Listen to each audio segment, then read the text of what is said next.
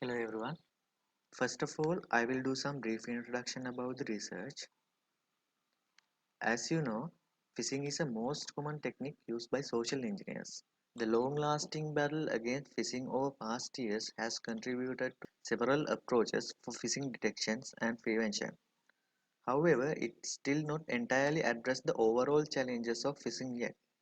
A large number of internet users are still being tricked into exposing their personal details to fake websites every day. This might be because traditional methods for phishing detections are either not effective or unable to cope with the evolving trends in phishing. The main purpose of this study is to recognize and verify anomalies contained in phishing web pages to establish an effective way to utilizing detection of phishing attempts. There are several techniques that significantly prevent phishing attacks. These techniques have to deal with both technical and non-technical factors. Therefore, in the first level, phishing prevention techniques can be classified into technical methods and non-technical methods. The technical methods can be further categorized into list-based method and heuristic methods. In this study, I will focus on the heuristic method. Heuristic method check for one or more characteristics of website and decide whether it is a phishing or legitimate website. It utilizes the properties like HTML and script code of a website, URL, UI design, or page content for phishing website identification. The research question is, what are the most significant anomalies or features contained in phishing web pages in order to establish an effective way to utilizing to detection phishing attempts? The main objective of this study is to model an anomalies-based approach to detect phishing attempts using most significant anomalies contained in phishing websites. To achieve this, the researcher will carry out a meta-analysis of several current strategies used by previous studies of heuristic approach to select features that can be identified in phishing websites. Such findings will be classified and then verified using an experiment conducting on set of selected real phishing websites. Here is the project phases and time frame. Currently, I have completed the first two phases and working in the third phase.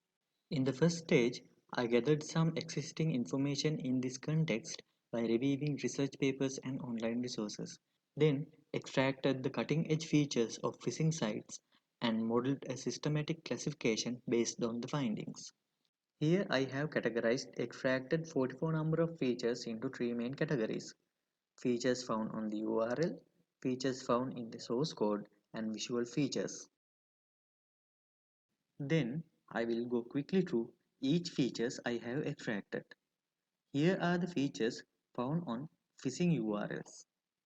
The first one is use of IP address in URLs. Some of the phishing websites use IP address in their URLs either to replace the hostname or as a substring of the URL in order to confuse internet users.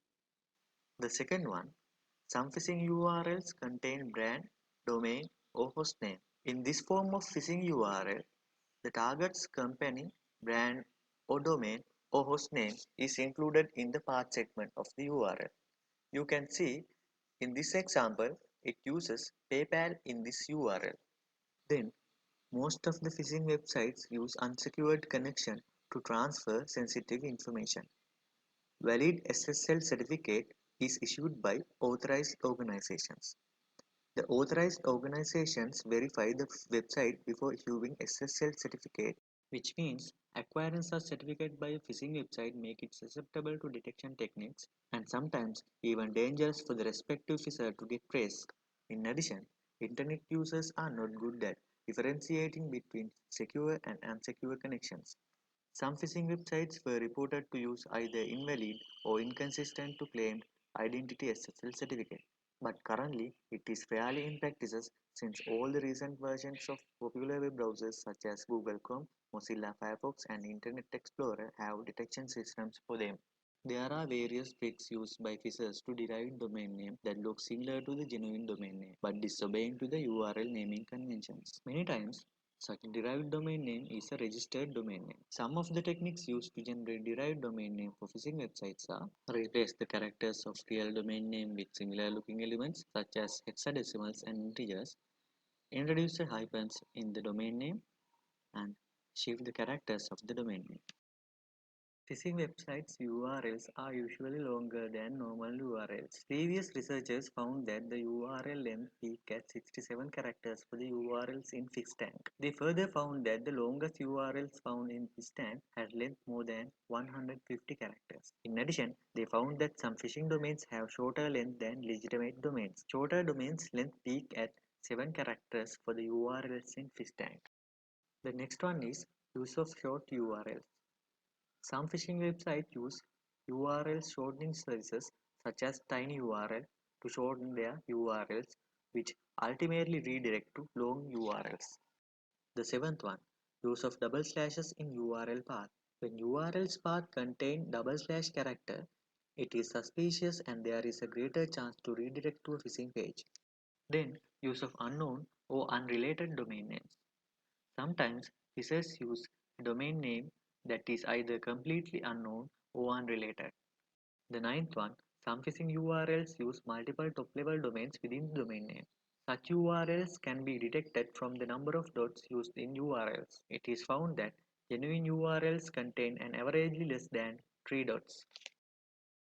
Then next, use of encoded URLs. Use of obfuscated text equivalent of readable text for URL is another technique exercised to hide the identity of fish. Then uses special character at in the URL. Special character at is used in the URL to redirect the user to a website different from the appears within the address bar. A at symbol in the URL disregards strings on the left side and the actual URL is the strings on the right side of the symbol. 12th one. URLs use different port number. Some phishing websites use port other than the port 80. 10. URLs with abnormal DNS record. Legitimate websites usually have records in DNS record. However, phishing websites usually do not have records.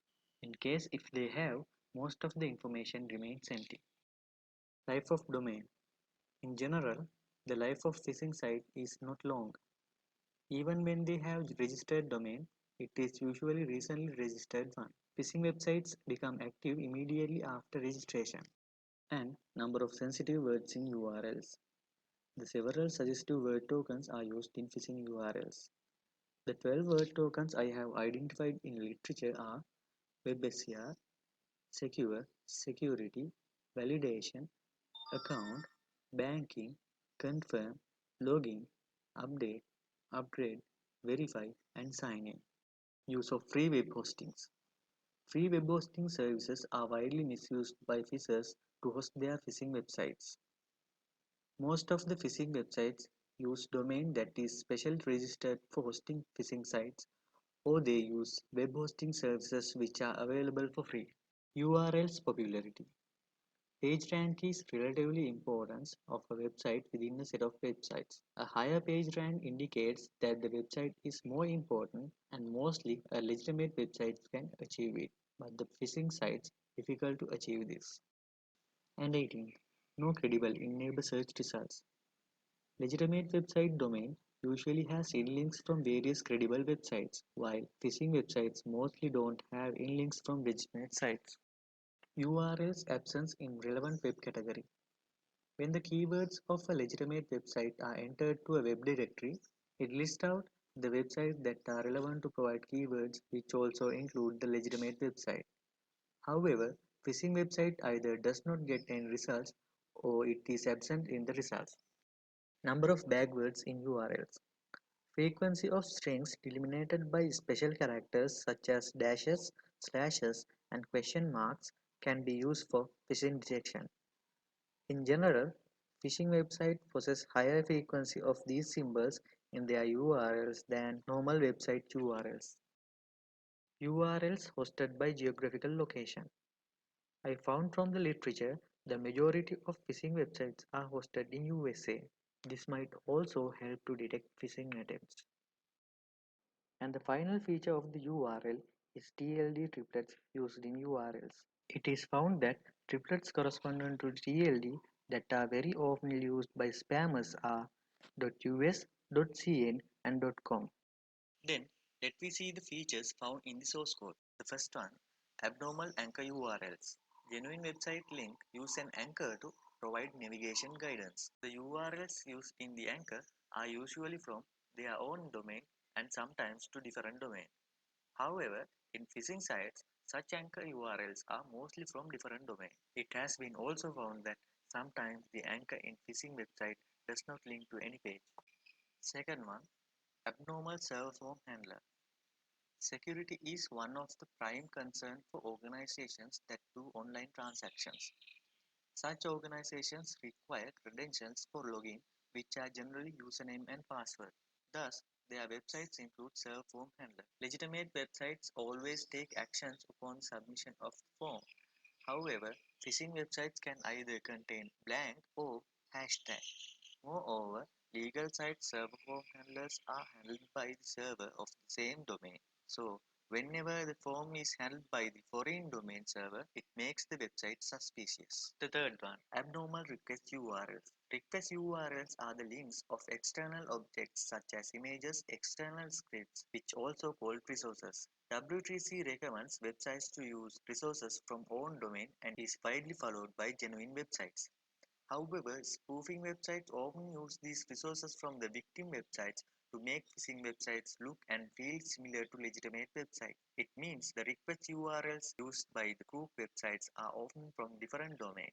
Some of the genuine websites do use resources from domain other than the own domain. However, they use for very few resources, whilst in phishing websites they use different domain for request URLs for most of their resources. The next one, abnormal cookies. A cookie is used to identify users and their previous activities in a website. This is an important part of a portal and online shopping website. This is always bound to website server domain. However, in phishing websites, it either points to its own domain, which is inconsistent to the claimed identity, or points to genuine website's domain, which differ from the phishing domain.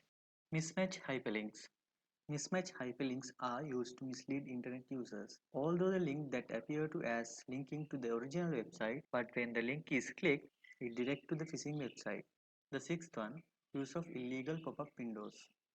A phisher uses pop-up and asks internet users to fill their information. It could be a borderless window above the real websites that looks very much a part of the genuine website.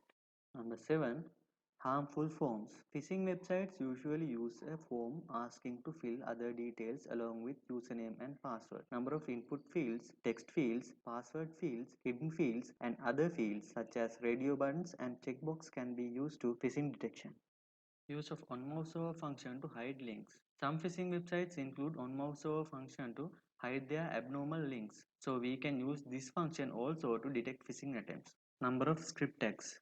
In general, phishing websites are found to use more number of JavaScript tags and plain text pages than legitimate websites. So, too many uses of JavaScript tags in a website make it suspicious.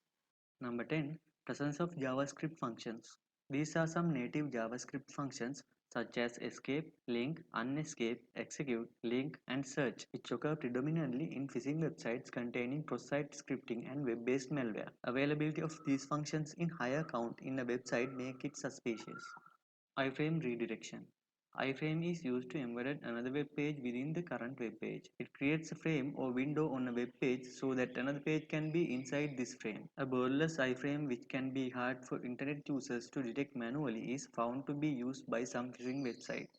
And number 12, mismatch in form fields and domain name. Phishing websites use their own domain name but put text in legitimate websites in the title tag, which makes it completely mismatched. This can be applied for phishing detection. Disable right click. Some of the phishing websites disable the right mouse click. A simple JavaScript function can be used to disable it. Use authentic logo. Almost all of the phishing websites use logo of the legitimate website to imitate the appearance. This verification needs record of all the logos of legitimate websites that are highly targeted by phishers, which means dependency. Integrated security logo. Most of the phishing websites use security logo such as VeriSign to provide the look of genuineness. It needs prior knowledge about all existing security logos. Keyword and description. These objects and properties provide information about the websites such as copyright, ownership, and content of the websites. Although websites mirroring is quite simple process, even all popular web browsers save as option is one of the simplest method for website mirroring, and this information can be helpful for phishing detection. In fact, there are already some phishing prevention techniques which use them for phishing detection, such as Bayesian filter.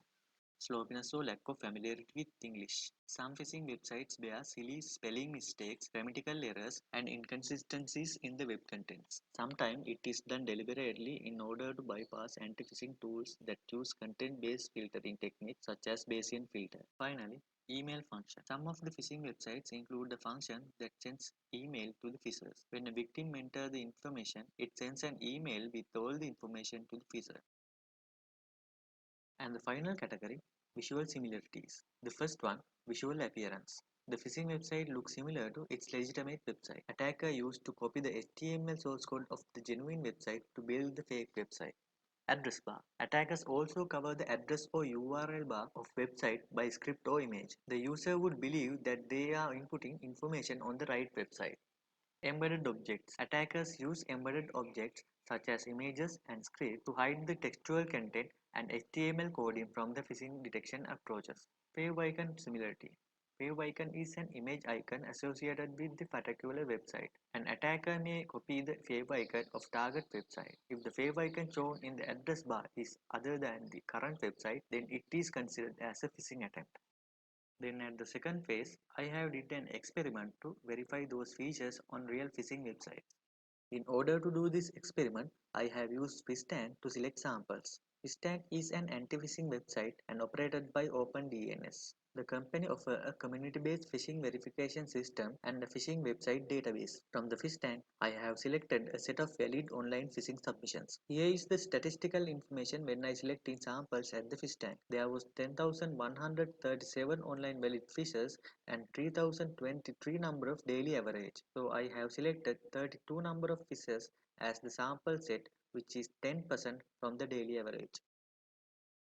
This is the experiment environment I have used. I have did all these experiment in a virtual environment using VirtualBox and used Kali as the operating system. Chrome browser used to access the sample fishes, then used several commands and online resources to inspect URLs. Whois and NSLOOKUP command used to see the domain details including lifetime of the domain. Nmap used to see the port details. Tools provided in my address project used to fetch DNS records. Alexa ranking website used to see the website ranking details. The Neil Patel website used to search the backlinks to and from the sample websites. Then used several popular search engines to see the web presence of the sample fishes. After analyzing the URL, then Chrome developer tool used to inspect the source code and the visual elements.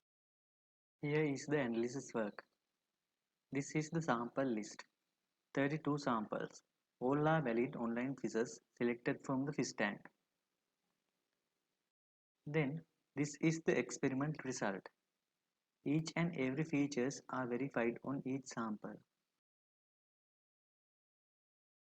When conducting the experiment, I have observed that three features among I have extracted are cannot properly test for every sample. There is no proper method to find a website is hosted on free website or paid. Therefore, I had to ignore the use of free web hosting feature. And there are a lot of phishing sites in different languages. Therefore, lack of familiarity with English also ignored. And since the email function code can be in some other programming language which cannot be shown in client side, therefore email function feature also ignored. And also there are some more new observations while the experiment. As example, previously identified most common top level domains of phishing are .us, .cn and .com. But I have observed that there are many number of .ru fishes and it is being trending. Such new findings will be discussed further in my paper. The remaining work is to analyze these findings and the documentation. I will conduct analysis on the results of the experiment and based on the results, extract the relationship with those features and potential to be a phishing site. In addition to these features, I will discuss the other new features identified during the experiment as well as future trends. These are the papers and other resources I have studied. Even though some of these are a little bit old, they had to use considering the relevance of the content. End of the presentation. Thank you.